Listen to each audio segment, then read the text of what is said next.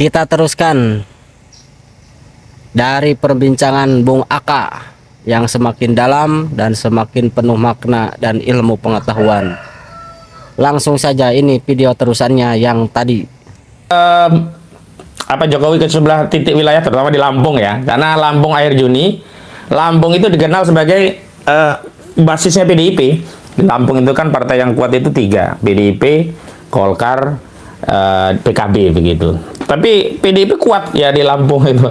Nah, justru momentum kunjungan Jokowi ini ingin dimanfaatkan oleh Pandana Baban untuk menunjukkan kepada kader-kader PDIP, mana sih ya kader yang membelot, yang berkhianat pada Megawati, yang berkhianat kepada PDIP, ya itu loh yang kunjungan itu.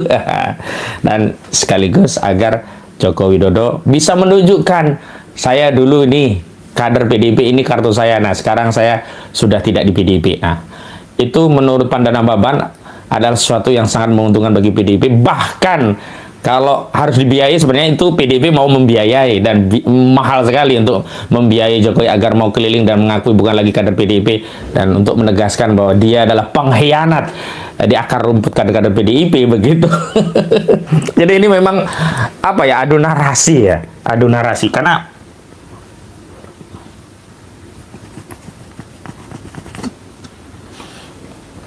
politik itu memang adu gagasan, adu ide, dan adu narasi, memenangkan keyakinan publik.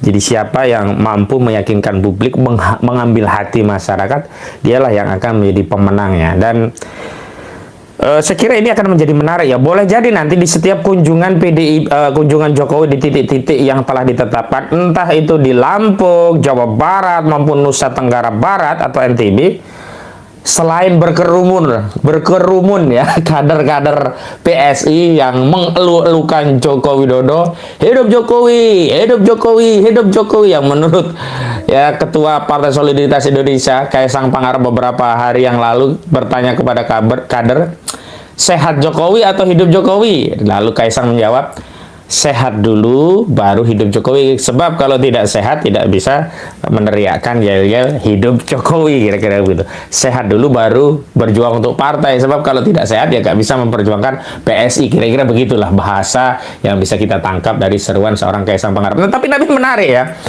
ketika ya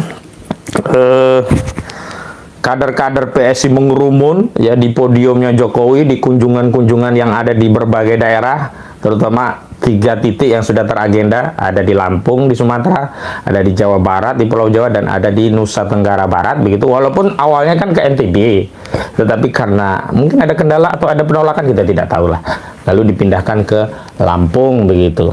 Dan di Lampung sudah ada dukungan orang-orang yang mantan petinggi di Lampung, ada mantan bupati yang hari ini menjadi kader PSI juga, yang ikut sowan ke Jokowi beberapa waktu yang lalu bersama Regen ya, seorang Regen itu komisaris BUMN tapi ya kader PSI, dan karena menjadi kader PSI dan bukan kadernya dia ya, tapi selalu mendampingi menjadi relawannya Jokowi begitu.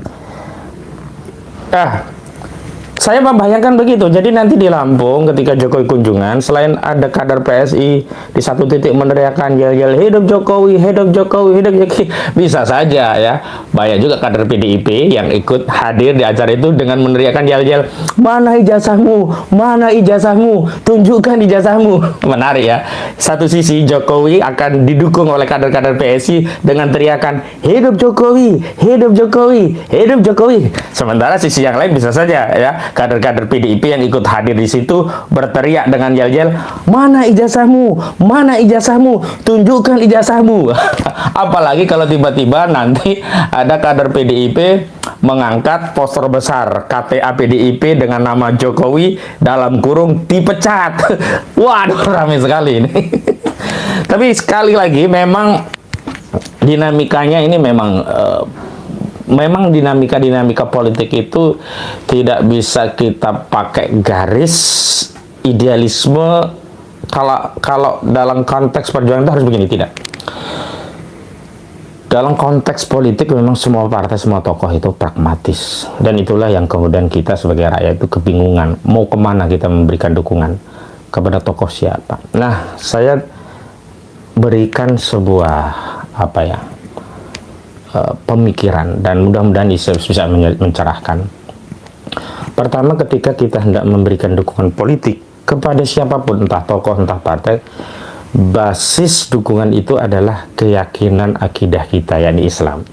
Sehingga value atau nilai-nilai yang kita perjuangkan adalah nilai-nilai Islam, dan dukungan yang kita berikan adalah berdasarkan value atau nilai-nilai Islam.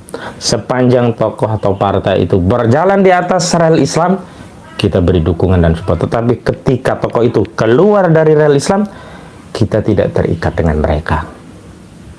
Baik itu partai mengaku Islam atau tokoh itu kiai ulama, tapi ketika dia keluar dari rel Islam, kita tidak terikat, tidak ada ketaatan kepada mereka. La ta'ata li makhlukin fi ma'syatil khaliq. Tidak ada ketaatan kepada makhluk ketika makhluk itu bermaksiat kepada Allah. Itu yang pertama.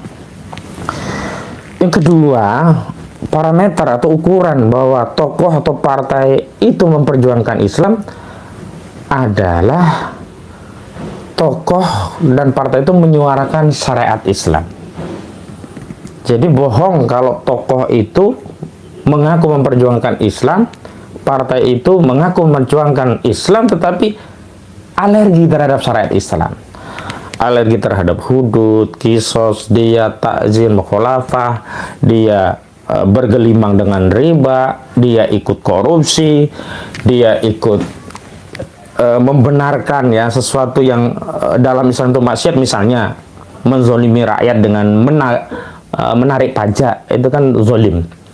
Karena Nabi sendiri sudah bersabda, la yadkhulul jannata sahibul maksi, tidak akan masuk surga orang-orang yang menarik pajak. Nah, coba bayangkan hari ini, ketika rakyat susah, fiskal tercekik, hidup sulit, harga-harga melambung tinggi karena pengaruh dolar yang naik, dolar di atas 18.140 tadi. Tiba-tiba ada politisi pejabat negara, saya sebut saja namanya anggota DPR RI ya, Misbahun, yang dulu dari PKS sekarang ada di Golkar, mendorong pemerintah untuk menggenjot pajak untuk menutupi penerimaan negara. Artinya apa? Menggenjot pajak itu kan menginjak rakyat, menzolimi rakyat.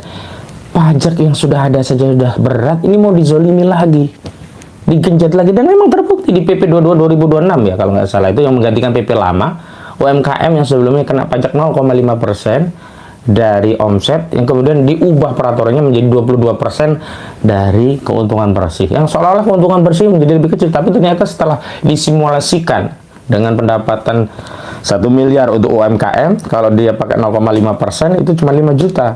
Pendapatan 1 miliar kalau keuntungan bersih 200 juta, kalau menggunakan pendekatan pajak yang baru, yakni 22% dari keuntungan bersih, maka 22% dikali 200 juta, berapa? 44 juta. Berapa kenaikan pajak yang harus dibayar UMKM? Rakyat kecil, dari 5 juta menjadi 44 juta. Coba bayangkan.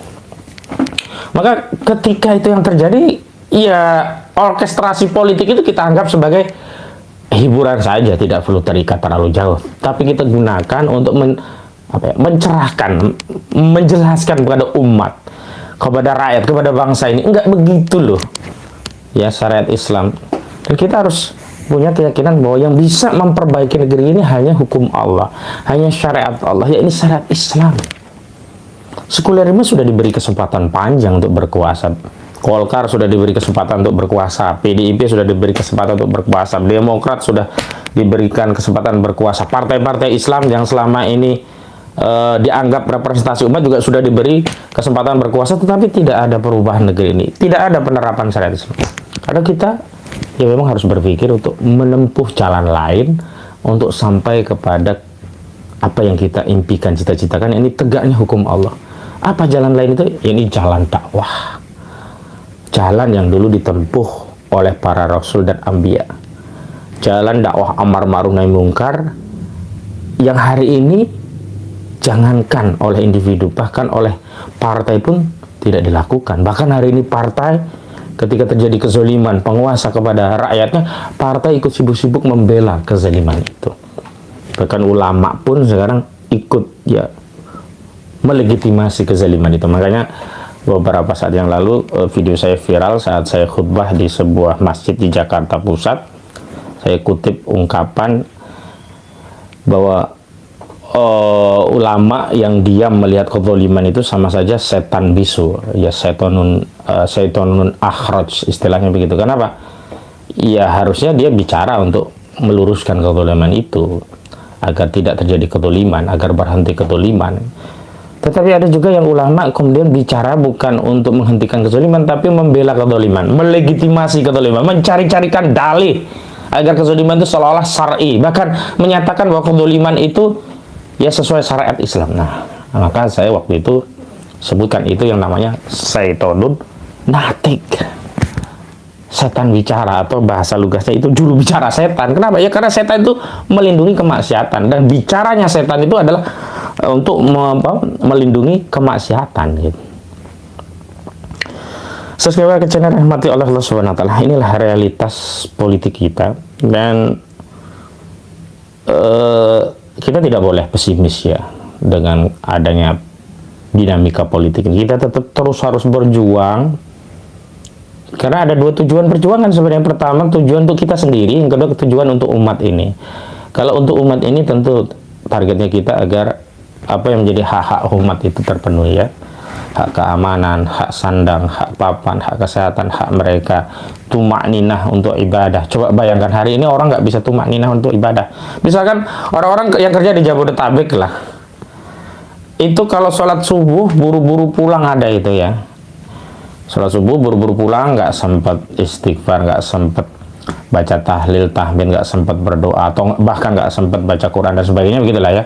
Karena diburu-buru dia harus ngejar ke kota, ke Jakarta, kalau lewat terlambat, nggak tumakninah. Kenapa? Ya ngejar untuk memenuhi kebutuhan ya. Coba bayangkan kalau segala hal itu diatur dengan baik oleh negara, oleh syariat Allah. Bahkan aturan ketenaga kerjaan itu ngikuti syariat Allah, jam buka kantor ngikut syariat Allah, bahkan memfasilitasi ibadah-ibadah kepada Allah. Wah, luar biasa hidup kita. Jadi beribadah itu tumakninah ya, tentram gitu. Kalau sekarang kan kita menjalankan ibadah kayak tergesa-gesa, gerusa-gerusu karena dikejar-kejar himpitan dunia.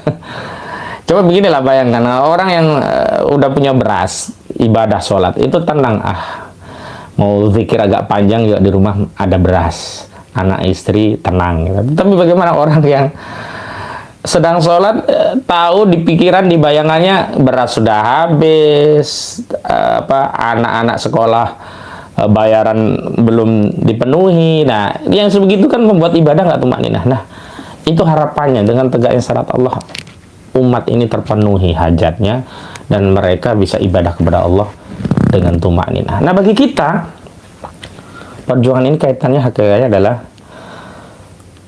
pertanggungjawaban sekaligus jaminan. Pertanggungjawaban apa? Pertanggungjawaban kita sebagai hamba Allah yang memang kita sudah berikrar saat diciptakan bahwa kita mengakui bahwa Allah yang menciptakan kita, dan kita berikrar akan beribadah kepada Allah sesuai dengan tujuan penciptaan Allah. Wa ma khalaqtul jinna wal insan illa liya'budun. Ya. Itu tujuan. Yang kedua, jaminan, itu pertanggungjawaban kita atas penciptaan Allah kepada kita manusia agar kita ibadah. Nah, kan tanggung jawab kita karena sudah diciptakan Allah ya ibadah. Ya, salah satu ibadahnya dengan berjuang menegakkan syariat Allah, syariat Islam. Yang kedua adalah jaminan. Jaminan apa? Jaminan keselamatan kita, pribadi kita di dunia dan di akhirat. Karena apa? Kita sudah yakin bahwa kehidupan yang sesungguhnya sejati itu ada di akhirat, dan di akhirat itu hanya ada dua tempat, surga dan neraka. Maka agar kita mendapatkan jaminan selamat di dunia juga di akhirat nanti di surganya Allah, ya dengan berjuang. Salah satunya ya dengan perjuangan menegakkan syariat Allah.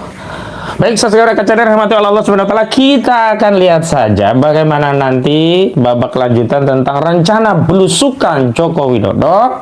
Apakah nanti akan lancar mulus atau nanti akan diiringi dengan yel-yel dari sejumlah kader PDIP yang meneriakkan, ayo tunjukkan ijazahmu, tunjukkan ijazahmu, tunjukkan ijazahmu. Nah, dan di sampingnya mungkin ada juga yel-yel dari kader PSI yang menyatakan hidup Jokowi, hidup Jokowi, hidup Jokowi. Tapi bisa juga tiba-tiba muncul Prabowo dan berteriak hidup Jokowi, hidup Jokowi, hidup Jokowi. Billahi taufiq wal hidayah wal afu minkum. Wassalamualaikum warahmatullahi wabarakatuh.